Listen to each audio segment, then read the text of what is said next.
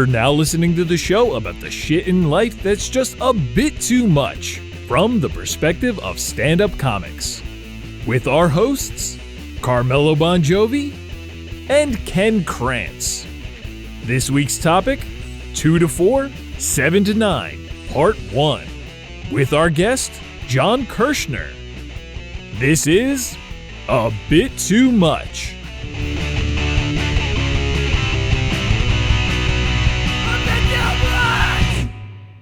So you live out here, right? You live in Jersey? Yeah, Matawan. And you grew up in Staten Island. My wife's from Staten Island. Yeah. Oh, she must be a great woman. She's loud. She's not. She just has no Irish in her by any chance, does she? No, she's all Italian. Oh, usually it's both. Usually it's Irish and Italian, Ken. Oh, yeah. Staten Island? Well, you know why? You know what I think that is? It's like the old Brooklyn, the old South Brooklyn that all moved to Staten Island. That was the move for a long time. Like if you lived in like Bensonhurst and those really like old school Irish and Italian neighborhoods, those like kind of tough, get your ass kicked neighborhoods. All those people who grow up, when they grew up and they had families, there was a period of time in like the 90s and 80s, right? Like people were making that move. Maybe not even 80s. Yeah, well, that's 90s. the move. That's the progression from Brooklyn to Staten Island. Yeah. Is it still though? Because I feel like Brooklyn isn't the same. So now it's not. No, Brooklyn's not the same. It's Brooklyn's not the fucking same as it was when a guy says that, he's just saying, I'm racist. Yeah. Whenever you name a neighborhood in Brooklyn, name a neighborhood. Park Slope. Ain't like it used to be. Yeah. What he's saying is there's now Puerto Ricans and black people there. Because he's a sick racist. And there's also a story about the food he used to get. I used to go down to the corner and get my fucking salami. It was fucking, Johnny knew my fucking order. And then he goes to Staten Island because now Staten Island. Staten Island, by the way, I don't think people understand, as much as like I try not to go to Staten Island, one of the best food destinations, granted it's like mostly Italian food. Yeah. Like, so you'd have to love Italian food, but some of the best fucking food in New York. Very good food in Staten Island. Right? Like, I mean, unbelievable food. Like, if you want like Italian American food, I'm a fucking fat. I spend my whole life thinking about food. But if you want good food, Staten Island. You're not fat. Thanks. You look fine. That's fine. I mean, say it in kind of condescending. He looks, but then, you know what? I never thought he was, but then he's pointed it out so much that I think. Now I'm looking. Yeah, like now I'm like, oh, maybe he is kind of fat. I'm looking for fat things. No, well, I also don't mean that I'm obese, but you know, like the fat mentality. Like I'm obsessed with food, I guess is my. He's got I mean? like fat boy tendencies. Yeah. Listen, he could be fat. Like if I'm not careful, I can go so far over the edge. Oh, no, me too. You know what I mean? I'm backing away from the edge right now. Yeah. I was on the edge like 4 days ago and I said, all right, time to go back. If I didn't have some like medical issues with my stomach, which is also probably due to the fact that I eat like a piece of shit, like if I didn't, like I would be worse because I have to sometimes go, oh, if I eat that, I'm going to shit myself. Okay, maybe I shouldn't eat that, you know, like, but if it wasn't for that, man, like that, and the food that exists in Staten Island to me is just like that. Those are all my weaknesses, like the salted meats and the cheeses and those are all. I mean, that's like my fucking kryptonite. There's really good food. I'm there all the time. I work there. Yeah. Oh, you do. You're Always still there. Island, yeah. So you grew up there, and now you live in Jersey, but you go back. I grew up there. I got the fuck out of there. Yeah. And before I got married, I don't know if people understand why you have to, but you do. Just have I didn't want to raise kids there. Yeah, I want to make me. You know. I ended up doing it anyway. No, I get that. Yeah. You don't want your kid to be. I feel that way about growing up. I grew up in Queens. I feel the same way about raising my daughter. I'm like, we're in Westchester now. Like, I don't want her to just do what I did. You know, that's not. Ew. I don't want. Are you near the Bronx at least? No, I'm not. Well, we were when we first moved there, and we were renting when we bought a house a little farther north. Like we're like right at the northern edge of Westchester, like right before it changes over whatever the next county is. So you spent your whole childhood in Staten Island? Yes. For some reason, I thought you moved over to Jersey as a kid. No. Okay. How old are you? You're in the early 43. Yeah. Okay. And so you grew up in Staten Island. I feel like the heyday of like that Italian Irish Staten Island, right? So like 80s. The 80s. Yeah. Very Irish and Italian. Yeah. Yeah. Like very tough guy. You knew my nationality, no matter what nationality it was. Yeah. You knew it. Yeah, because you wore it on a big fucking chain. Yeah. And even if it 100% Italian on a gold chain. Of course you knew it. But even if you didn't, like you had a cross. You know what I mean? Like like Jesus, like being crucified. Fucking. Well, every Italian has the Christ head tattooed on them. And Yeah. I think you knew what someone was up to according to the team on their starter jacket. You know, if they had a Charlotte Hornets starter jacket, they were poor.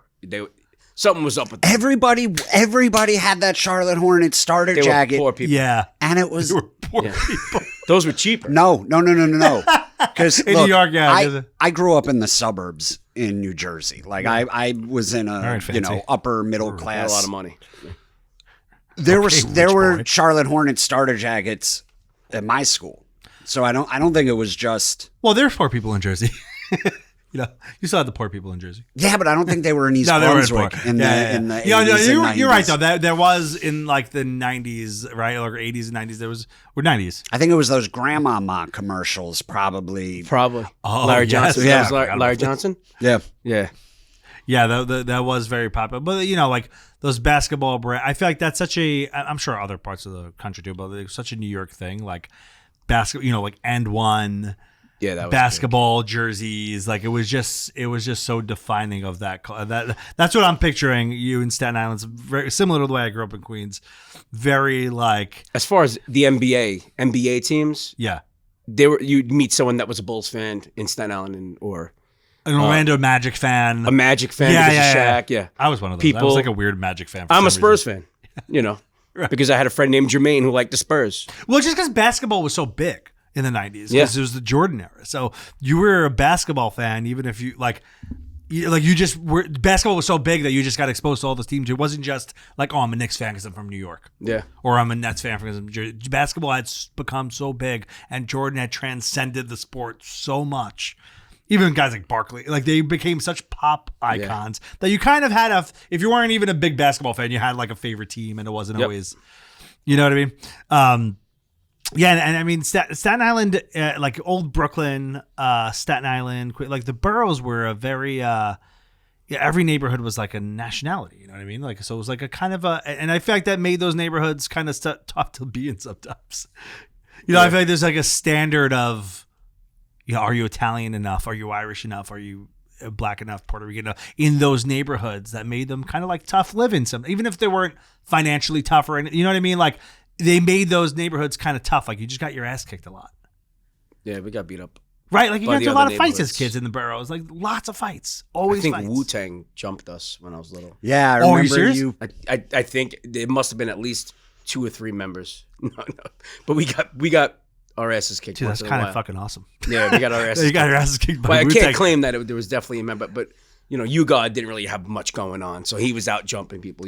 Right. Method Man busy. He was very busy. He was very busy. Yeah, Method Man's like, I'm gonna be a star. He wasn't jumping people in 98. You guys like this whole thing better pop off because that. So did you have like confirmed run-ins with those guys? Because that's that era that there. No, we'd see them in the mall. We'd see like Method Man in the mall. Right. Like after they started becoming everyone popular? would go up to him. Right, like that first album, they're popular, but they're not like out of Staten Island yet. Not out of Staten Island yet. Well, they're still in Staten Island. Oh yeah, a lot of those guys, like RZA, is still very like connected to Staten Island, right? Yeah, he's from Brooklyn originally, but he's he's not as it's more Ghostface and Method Man and Raekwon. Yeah, I know all the Wu-Tangs. I had Method Man in my living room when I was little. My sister's friend used to date Method Man. Shut the fuck up. Before the album came out, before 36 Chambers came out, I had Method Man in my house. That's wild. And that is fucking wild, man. We sat on a couch, and Cliff was like, that's his name. I don't know him personally. His name's Cliff? Yeah, his name's Cliff. You don't know him personally, but you just try to make it sound like you knew him personally. I'll be him, Cliff. So I was leaving to go to school, and he was talking to me about hip hop, and I was a Guns N' Roses kid, little Guns N' Roses guy. Yeah. And he was telling me about this album that him and his friends are doing, and I'm like, all right, cool. And he starts, dude, that's like, he starts talking about the song Method Man. Yeah, he's like, you're gonna hear it. I'm like, all right. And my sister, since then, my sister made me go to school with my boxers, with my shirt tucked into my boxers, and I was in school like I didn't know why I was dressed like that. But that's what she made me do. You weren't influenced by it. You were forced to dress like you were a fan. That's how I got into hip hop from my sister. That's funny. And then my sister became a Pentecostal chick with the long dresses, and I recall her breaking my Raekwon only built for Cuban Links. She broke the CD in half. It's a fucking great album. I said it's the devil.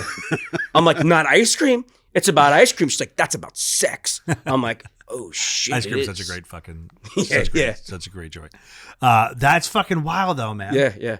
My sister hung out in that neighborhood, in the neighborhood where they were from, in Park Hill. Like Park Hill, yeah. My mother would drive her there every day, every night. We did it like it was nothing. Like, oh, we're just driving Lex to Park Hill, the projects, and she was hanging out with all her friends. She was friends with all those girls. Park Hill was a tough area. And it remained tough. Like I remember my wife, before she got into like a career in like marketing, she was thinking about going into teaching, and she was like a teacher assistant in like I think when she was in college, like little Italian girl in Park Hill. So she was in Park Hill, and they scared, like the kids would just like just fucking berate her. Yeah. She's like, I can't do, I'm not built for this. What year was she doing? Like how old is she? My wife is, how old am I? She's 36. And I always do this subtraction from my age. Yeah. So she, that was maybe, 15, 16 years ago. Like it remained 2008. Park Hill is still probably pretty tough. It's still tough. Yeah, it's still tough. Yeah. But like Park Hill on that era, and then what was your family dynamic like? So that's because like I was saying, like growing up in the boroughs, I feel like it's like this sort of tough thing. Like in that period of time, like I know I came home to like a dad who was fucking loud, getting into fights on his own just because he's very Italian. Yeah, you know what I mean. I feel like it was just surrounded by screaming, like on the street, in the home, but just like a lot of loud. There was a lot of fighting. My mother and father fought a lot. Like they would go at it. My mom would lock us. They stay together, or they stayed together. Yeah. I mean, old school. My mother. You don't fucking leave. Yeah. My mother stayed with my dad. My dad was a crack addict, and my mother stayed married to him, but moved out. Like we moved out together, me and my mother. Oh, okay. But she stayed married because she just wild, dude. They didn't want to go. They don't believe in divorce, right? Like they'd rather just slowly kill each other. Yeah, over the years. The separation without divorce is a fucking real thing, man. You don't get divorced. You don't get divorced because sometimes the divorce is like the reason why sometimes I think they don't get divorced. That old school is because they don't want to tell people they're divorced. Like it becomes about the people around them and the like keeping up with the Joneses kind of version of that, right? Well, I think that's what a lot is for a lot of old school couples. They don't want to say they're divorced. They can still claim they're married. Anyone who gets divorced nowadays isn't a stable person in general. Not a good person in general. Not a good dad. Doesn't want to keep it together. Like people that get divorced now in 2024, just man up. Just man up and stick with it. No matter how bad it is. Yeah. If you get divorced, you do it. Shit. And by no means. What if remarry? I was gonna say, a childhood sweetheart. What if you get divorced and then remarried like a week later? Like what if it's just such a little gap in time that it's almost like technically you were divorced for how many days? 9 days. 9 days. That would mean you were already divorced for like 3 years. Yeah. Well, yeah. But that's okay in your book, right? Because getting separated's fine. Yeah. You just don't get the fucking divorce, right? No, I'm not against divorce. It's coming. Yeah, no, but that's that old school mentality. Well, you're married to a cop, though, right? Yeah, like you can't divorce somebody with a gun. No, she just got another gun. You can't divorce someone who's legally This is my in case you fuck with me gun. That's my service gun. This is for you. She's just buying guns. Yeah, well, you know when a guy gets into guns and all of a sudden they have an arsenal. Yeah. You know how I found out she bought a new gun? It was on my statement. Like I was looking at my account. You check your account once in a while, and you're like, it should be around this amount, and it was like 1,000 less. Yeah. And I text her, I'm like, what? She's like, oh, I bought a gun. I forgot to tell you because we share an account. We usually tell each other. We usually like if I make a big purchase, I'm like, I bought 13 Chicago deep dishes. She's like, okay, pussy. You know what I mean? Like, I bought a gun. I'm like, so what? You know what I was thinking when you said that she's just like keeps on stacking up. I'm such a pussy. That's how I am with kitchenware. I'm like, what kind of new knife set? I get so obsessed with I got new cutting boards yesterday. It was the fucking happiest day of my life. Oh, what kind? Oak or what? They're like, you don't care what kind. You just asking me. So what's her like purpose for this arsenal? Is it just like she likes guns, or is she's stacking up or something? Is she waiting for? She's getting ready. I feel like I like, all jokes aside, I keep saying to my wife, like, it might be time to get a gun because, like, honestly, I feel like we're not that far from the rounding up Jews part of this of America. When America will be good again. Make America goyim again. Yeah. That's a funny joke if you're a Jew, for the record. I know neither of you know what it means. What's goyim? Not a Jew. I feel like there's so many not a Jew terms. Like, That's what it means. That it means like if you're like, my brother's dating a goyim, it means not a Jewish. Oh, just anything else though. Yeah. It's like anything but a Jew. Gentile is also another one of those. Or maybe that's what I'm thinking of. Is it the wrong word? I don't know. I gotta call my mom and be like, "Hey, what did these Jewish things mean?" I'm going to try to look it up now. I've learned that anything religion-wise with you, not a good. I didn't pay a lot of attention. But anyone's religion. I'm not a big religion politics guy. You want to hear a funny story? My mom was after me for years. As the day I became old enough not to have to go to temple anymore, I was like, I'm done going to temple. Yeah. I hated that shit my entire life. Any kind of organized religion kind of makes my skin crawl. Yeah. And she was after my brother and I to join her for the high holidays at temple for years. She would always say, this is the year. You know, I only go to temple once or twice a year, and I just want my sons with me. And so one year my brother was like, come on, let's just make her day and we'll go. And I said, okay. And we went, and we were in the middle of this long pew, so it wasn't like we can just get up and walk out. And I had not seen my rabbi in a really long time. It had been years since I saw my rabbi. I was never a big fan of this guy. He was never a big fan of mine. And he had gotten very large. He was way heavier than the last time I saw him. Yeah. And he got up on that stage, and I was like, I didn't even recognize him. He'd gotten so heavy.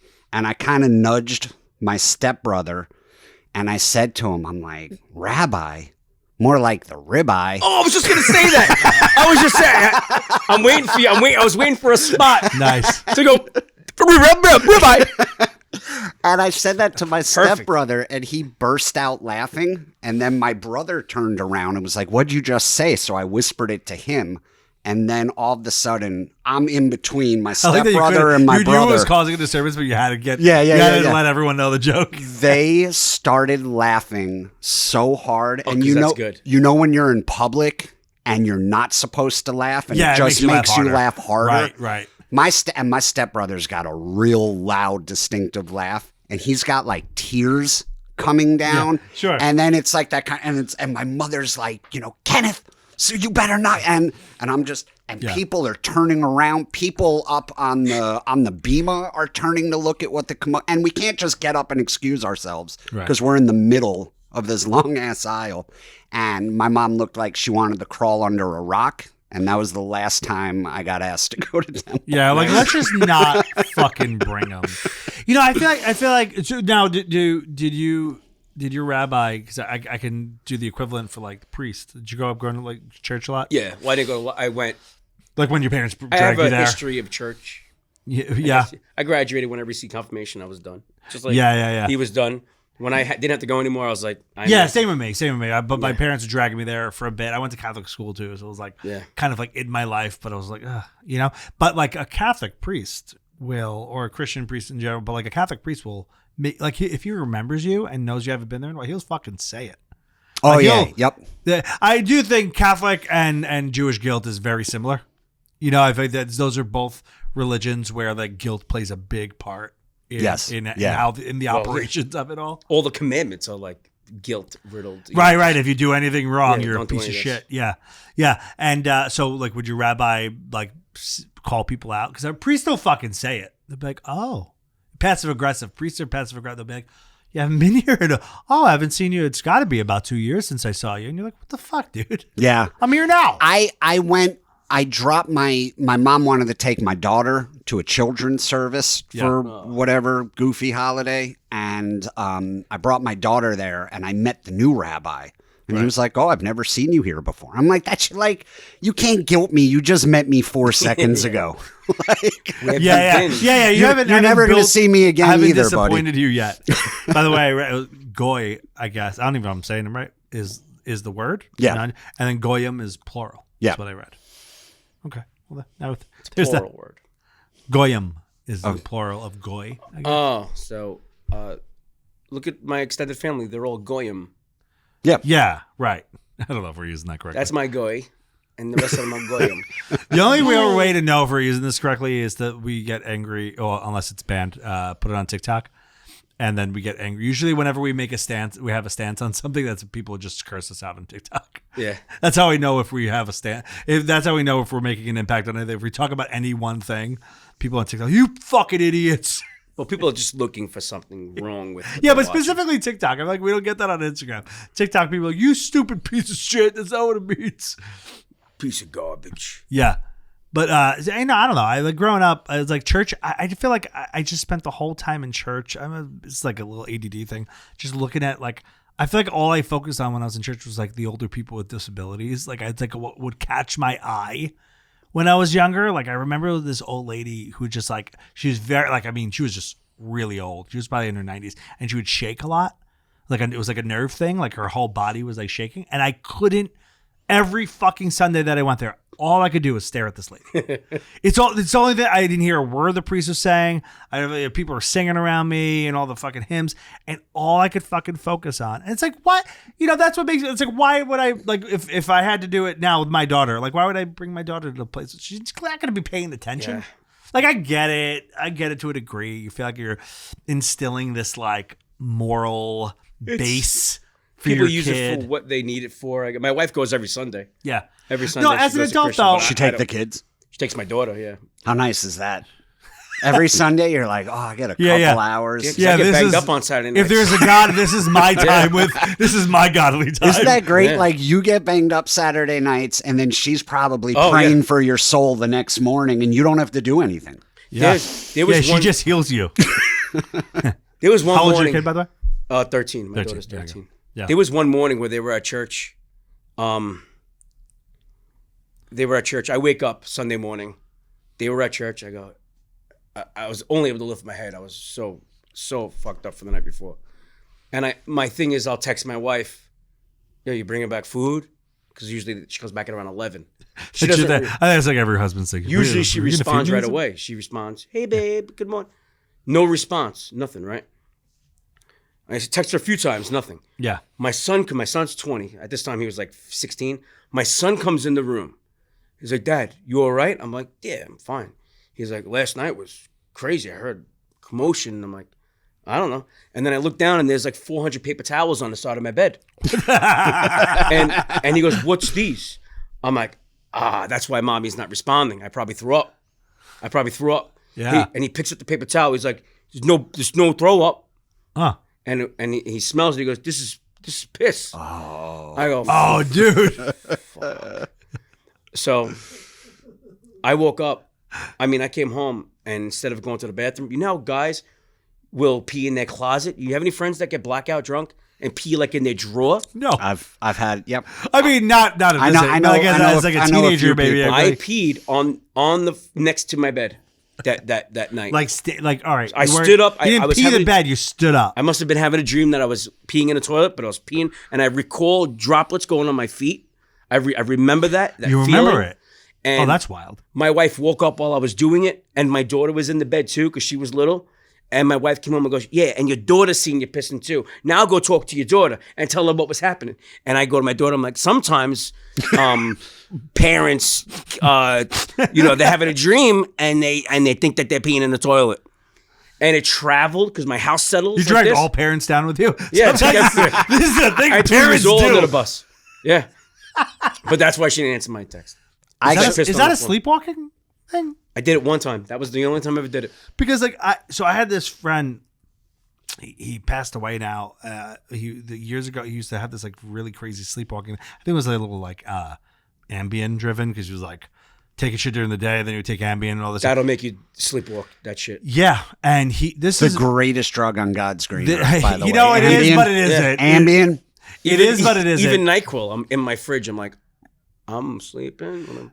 The thing with Ambien to me is like when you wake up, if it hasn't worn off yet, and you're awake, not sleepwalking, you're awake and you're not. You know what I'm saying? Like Ambien, if it's still like, let's say you took it at like, you have to take that shit early because if you take it at like fucking 1 a.m. or midnight, if you try to wake up at 7 and you're awake, you're not sleepwalking, but you're not really awake, and then you're like in an ambient haze for like the next few hours. You need to dedicate. And it's not till that kicks out that you're like, oh, wait a minute, how did I get to work today? Like I tried it a few times, and I'm like, I don't remember coming to work.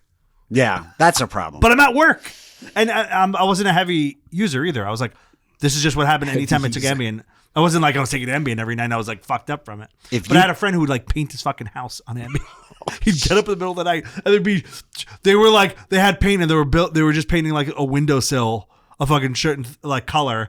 It wasn't meant to paint the walls. And then his wife would wake up and be like, why are there blue streaks all over the place? I used to just get up with a roller and just do streaks. I used to order shit online, but like back before you just had the Amazon app where the minute you ordered something, you got a notification. Yeah. And I would order shit online. Yeah. Yeah, I would order shit. I'm talking like 20 years ago. I would order shit online and then shit would just show up at my doorstep. And it would Probably be like a week later, it would be like a Christmas present to me. I'd be like, oh, I wonder what I got myself. You know?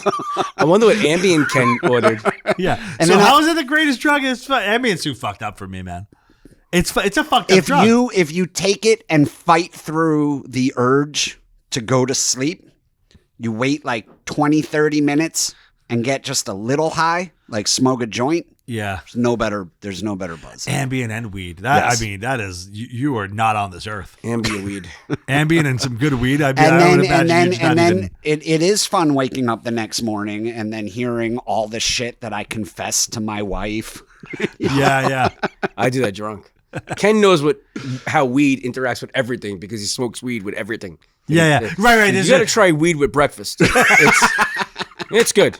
You got to try weed while visiting your mom in the hospital. Yeah, right. Hospitals and weed are good. Hyper specific. Yeah. I was high. Have you tried to be high in this scenario? I have visited my mom in the hospital high. Yeah. I mean, like a true pothead is you just live your life high. You know, or not every moment, but you've gone through every scenario high. Yeah. Any given scenario, you've been at you've gone to a worship high. You know, you've done a holiday high, probably many holidays. You couldn't get me into a temple or church not high. Yeah. I mean, when I was a kid, going to church felt like and my parents were, by the way, weren't fucking religious. Like they weren't. They just went through a period where they were like, we have to go to church on Sundays. There was a few years there where they just felt like we had to be at church. I feel like at a young age going like, this is fucking, I don't like this. I feel like the guilt from the priest, to me, even at a young age, I recognize like, oh, this isn't about the worship at all. This is about this fucking dude. He looks like one of my uncles. Like, what the fuck am I listening to him for? He performs like one of your uncles. Or like, yeah. There's a lot of similarities. But like the confessionals, like, you know, that's a Catholic thing that's fucking weird, man. When you have to sit in that booth. I remember doing that. Do you remember doing those? Would you actually like confess? I used to make shit up. I used to make things up all the time. I don't remember. I think cursing. I would just tell them that I cursed. I cursed a lot. Because what did you do at 8 o'clock that needs at 8 years old that needs confessing? Right, you didn't do anything that's and also like the idea of sin, like you don't even get it at a kid age. So you go in there and you're like, it's like, what do you have to confess? You're like, stole my brother's sneakers. I used to literally make up stories that sounded like a bad thing because I felt like if you went, oh, nothing, they would make you feel guilty and they'd be like, well, everyone does something wrong. No one's perfect, and then you feel stupid, so you just fucking made it up. What's the fucking point of that? I feel like at a young age, I was like, well, this is fucking stupid. But that's Catholic. But the Jewish religion, there's probably a bunch of little Jew boys that are just complaining and whiny because they're Jewish. Well, here's what happened. Is that a... We don't. So we don't... I like our method way better. We don't have... There's no confession. Yeah, there's not... Yeah. What we have every year is Yom Kippur. Yeah. So that's the most important holiday that we have. That's your Day of Atonement. And one day, I like that you throw it all. One day. You guys stretch out Hanukkah so long, but Yom Kippur is like, that's a day. We're like, this is 24 hours, and this is where you get to shine. All you got to do is fast. So you fast from sundown to sundown. Yeah. And you get forgiven for all the shit you did during the year. Oh, nice. And then that's not bad, man. And there's no one there to really. There's just your parents probably just making sure you don't eat, right? Well, when you're a kid, they don't make you fast when you're. So it's like, and there's all these loopholes. If you're a kid, if you're elderly, if you've got any kind of health issue where you need to eat, they're like, you get a pass. I have a similar day where I fast and cleanse. It's called a colonoscopy prep. That's right. I get one. I just got one. I literally had a colonoscopy yesterday. I literally just the prep for a colonoscopy. That's my Yom Kippur. I'm like, let's get rid of all the bad stuff. I'll feel good when it's done. And you want to hear something really funny? I actually do it. Like colonoscopy prep? No, the fast. The fast. I don't do anything Jewish all year. This year, I brought out the menorah and the candles. I forgot to light it every single night of Hanukkah. There's still a menorah with 8 candles. That's not because you're not religious. That's the weed. You just oh shit, dude. He lights the lighter. He's like, "What was I doing with it?" Oh shit! He just bugs out. Yeah. Menorah. Every year, Yom Kippur rolls around. Blunts just like across his mouth. It's like, this is what you're supposed to make this do, blunt last 8 days. Yeah. Every year, Yom Kippur rolls around, and I'm like, gotta do it. I'm gonna hedge my bets because one day, even if it's a 1 in a million chance, and then like you die and you go to heaven, and God's like, I was willing to forgive all your fucking horse shit, but you couldn't fast one day for me. Did the Yom Kippur fast? Yeah. And I feel like I'm doing it, but God knows that I'm not religious. Yeah. And I feel like He must see through me, right? So I don't even know. He knows what you're up to. When you get up there, he's like, all right, Ken, you did this one Jewish thing every year, so you're good. Yeah. I don't think that's something tells me that's not how it works. I don't want to have a day where I'm not eating though. You know? So Carmelo, we've talked so often on this podcast about how Italian your parents are. Yeah. And, from Sicily, yeah. I've never met them. I have met John's mom, and I'd be curious to like have, I don't know if it'd be like a Guinea off or an Italian off. Grease off. But I'm a grease off. Yeah. I'm willing to put my money on John's mom being the most Italian. Really? lady. Okay. Yeah, Italian American or like Italian? Like, Italian American. Yeah. Italian American. Well, my parents are also off the boat, so there's a difference in Italian. They're it's a different brand. You couldn't compare the two, really. Yeah. They're like off the boat. Your mom was born in America? Yeah. You've met her and you couldn't tell? Yeah. No, I couldn't tell. Well, I met her under... Were your parents, were your grandparents from Italy? My grandparents were. Your grandparents from Italy. So they grew up... But they were also very Americanized. You couldn't tell that they were... They must have came here like very young. Yeah. Really young, probably. Well, I'll tell you, you know what though? Italian-American behavior and the way Italian-Americans talk is more obvious than like Italian, besides the accent, right? Like when someone's from Italy... It's more of a European attitude. It's a little different. Italian Americans are very fucking obvious. Like you cannot mistake an Italian American who's like really grew up with like that deep Italian American heritage, but first generation, which I am. You can't really mistake them for anything else. In my defense, she was screaming at me. Yeah, she was yelling at kids. That she's Sicilian. So that's what I feel like. That's what this podcast is. She's both. It's usually me screaming at you that I'm Sicilian. She's both. So okay, so tell me, like, what's from your point of view, and you're like, you know, what was the Sicilian experience that you got? Well, Sicilian American experience. We put together a show during COVID. Oh, okay. Outdoor show. Yeah. I think this was my first. I think it was a lot of our first show. First show back. Back. Yeah. We'd been shut down for months. Yeah. And Where was the show? Like Jersey? In Jersey, in Mattawan, in a field. Cool. It was shaping up to be a decent show. Yeah. I call up Kirsch and I'm like, we gotta get on stage. We gotta figure something out. He says, Kirsch did the legwork. He says, let me figure this out. He comes back. We get like a fire department or there's a field behind a fire department. Okay. That I've done a lot of stuff with. I've done a lot of stuff with them. So comedy stuff with them. Let us use the field. Yeah. Fire departments are great for comedy, by the way. Well, yeah, we do a lot of because firemen. I think firemen are like they're such like funny bullshit artists to each other that like they firemen like firehouse shows are like fun, you know. Our stage was a picnic table.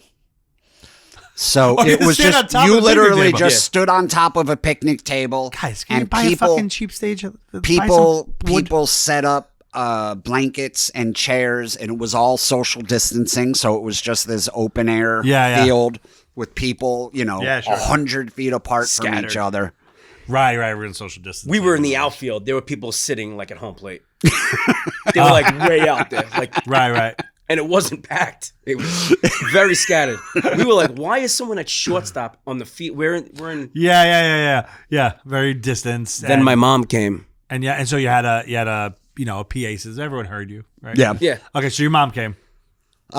Kirsch's mom comes. I do a joke. I think you heard me tell it at my taping. I do a joke about Christopher Columbus. I'm not gonna do the whole thing, but the punchline is basically, whatever you say about Christopher Columbus, he was the first and only Italian dude to leave home. And I said some people think he's a murderer and a rapist, but let's look at some of the good things he did. I do that joke, and that joke usually does very well. Yeah, it's a good joke. And Jersey, that's a fucking killer. Yeah. Oh yeah, I've done that joke in Staten Island and had it destroy. And afterwards, I believe it was me, Kirsch, John Moses, Kevin Israel. Yeah. I think Matt Jenkins was there. Yeah. And someone says, let's get a group together for a picture. So we're all standing on the picnic table / stage. Yeah. And someone's taking pictures of us. And all of a sudden I look down and there's this little old lady giving me both fingers like this. I forget that part. His mom? That's fucking. I didn't know. 4 or 7. No, you didn't. I don't know. It's his mom. I've never met Kirsch's mom. This is my first introduction. Yeah. And I looked down, and she was like stalking back and forth. Yeah. When she gets angry, she'll like pace? a lion. Yeah. Yep. She was waiting for it. And so she was legit. She wasn't like fucking with you. She was mad. I thought she was fucking with me. And then I was like, and then I come down, they take the picture. I come down and somebody whispers in my ear, that's Kirsch's mom. I think she's mad at you. What can I possibly have done to Kirsch's mom? And then I walk over and I'm talking to Kevin Israel and his wife. And all of a sudden, Kirsch's mom makes a beeline for me. And she starts waving her finger in my face. I love it. That's so aggressive. I love that. Screaming at me that Christopher Columbus was a saint. And how dare I? And she's Sicilian, and she's like... He's a saint. Yeah. And by the way, I've done some research. I don't know. I'm going to tell you, I don't think he was a saint. Don't you fucking talk shit about... That's my dude. She was like, even if there were slaves on the ship, you think he knew it? And I'm like, yeah. All right. Well, it's one thing to say they weren't his, which they were, but it's another thing to say he didn't know. That's what I'm saying. I'm like, what do you think? He was just up there, on deck, oh, what's all that singing down below? It's a carnival cruise, and you don't see what the help is doing in the below decks. Yeah. He's just wondering, where are all those Negro spirituals coming from? Yeah. So someone's playing some great music. She's red in the face, screaming at me. There really is mad. Really. Oh, there's pictures. Someone started taking. I got my favorite picture. Kevin Israel has a video somewhere. So all this, I knew I was in trouble because I turned to look at Kevin and Ashley. Can you believe this? And they were now 50 yards away. They backed all the way up and just started recording. Yeah, as I should. And now I'm alone getting screamed at. That's great. Then Kirsch comes over. And he's like, oh, okay, Ma, okay, that's enough. Yeah. I calmed it down. I got to calm down. And then I took me and her started walking towards the front. Yeah. So that piece and then of shit. I had to put a whole bunch of shit away. I was very busy. And I just lose my mom. I'm like, she's doing whatever. I turned back around. She went back at him. I saw it too. I saw John escorted her away, and then I saw her in front of the fire department. I saw her stalking back and forth again. And then I had a feeling. I was like, I don't think this is done. Yeah, because you know what? You stopped her, and a Sicilian is not done until they see blood, either metaphorically or physically or actually literally. She wasn't. You know what I mean? There's she's not done. She was. I bet you wouldn't make fun of Jews or blacks or Hispanics like that. And I was like, yeah. I have a quick thing here. Yeah. oh, go. I have my mother talking about it very briefly. Oh, really? Yeah, I'm gonna I'll let this play. You're not gonna be able to see it, but you'll. Mom, it was a Christopher Service. Oh yeah. The service. stroke that Ken did, and you got upset. The mic's right there. No, and Mike's right. Can you It's see not it? that I love Christopher Columbus. It's just that you don't do that. You don't do that, Ken. Italians. You don't make fun of Italians. Christopher Columbus was a good man. Okay? Once you make fun of Italians, what happens? But what happens, Ma? Your mom. What happens when you make fun of an Italian? Bye. What would Grandpa have done? What's happening? Well, shoot you with a little teeny gun that's kept in the Now we just added the mob grandfather. My father's He's gone. dead. He's dead. She's like, my father's gone, so I could say it. And let me explain why the little teeny gun is so fucking Sicilian, such a Sicilian thing to say. Because I'll beat the shit out of you is a thing a lot of people would say. I'll kill you is a thing a lot of people would say. But the fucking meticulous detail of like, it's the one he's got right in his fucking sock. That's where he had that you it, won't on his see leg. fucking come. That's the mentality. When she says little teeny gun, she's like, you wouldn't even see it coming. You fucking just pull that thing right up to you. Like, that is how angry you made her because she wants to see you die a mobster. Here's the best way I can describe it. And you don't do that. I feel you like don't talk you don't about do that. Italians. We were just joking with her, but she got into it. She seemed angry. this was the best way. Like, this was the best fantastic. analogy that I came up with for Kirsch's mom. You remember back in the 90s, Latrell Sprewell chokes his coach. He's playing for Portland. He chokes PJ Carlissimo. And they're at a practice, and he's choking him. And they get Latrell Sprewell off of PJ Carlissimo, and they kick him out of the facility. Yeah. And he goes and he sits down on the curb outside the practice facility for 20 minutes. They were like, go calm down, go take some deep breaths and calm down. And then he spent 20 minutes trying to calm down, but just kept getting angrier. And the decision that Latrell Sprewell made was like, well, fuck it, I should go back and choke him a second time. They sent him out to calm down. He came back, and then he came back like 20 minutes later, ran in and started choking him all over again. I can tell you, my dad is a rageful person, and 20 minutes is not enough to calm my dad down. That makes it worse. That's a simmer. That's called a simmer. Yes, well, that is, he's thinking deeper about it. He's getting more. 20 minutes? You need a fucking day or two. Yeah. A Sicilian rage? That is, liken it to their cooking. That's when the garlic's perfect. He didn't 20 minutes? stirring yet. Absolutely not. 20 minutes is like, he's angrier actually. Yeah. 20 minutes later, because he's thought about it. He's thought about more ways that you're wrong than he originally thought. And he's thought about ways he's going to hurt you. Like, he's actually contemplated. The little tiny gun thing is a perfect fucking thing. My mother's not going to kill you. Yeah. This is a while ago, right? There's a few years. I feel like. Yeah, but don't fucking doubt a Sicilian's ability to plan and wait. Kirsch comes. The whole mob is based on that. Kirsch comes running back a second time. So, okay, Ma, okay, that's enough. So you got to come back and get her. He's got to come back, peel her off me. Well, that's the 20 minute. That's a Latrell Sprewell 20 minutes right there. That's then, you got her away, and she's like, "No, I'm not fucking done." She wasn't done. If memory serves, and correct me if I'm wrong, but I do believe she got in her car and peeled out so fast and angry that she like fishtailed and hit the fire department. Oh shit! Yeah, I had to fix the stairs. Oh shit! I had to go and rebuild the fire department stairs. And then I realized, dude, you fucking ruined her fucking I need week. to chase her down, and I chased her down to the next light. So she hit and ran the fucking She whole did a hit and run. The actual fire department. Hit and ran the fire department. Yeah, I got to the light. I'm like, Ma, will you want it done? That's fantastic. She goes, yeah, baby John. You doing another show next week? I'm like, all right, you're good. Yeah. See you later. Yeah. That's she just forgot about it. Tune in next week for part 2 of 2 to 4, 7 to 9 with our guest, John Kurschner.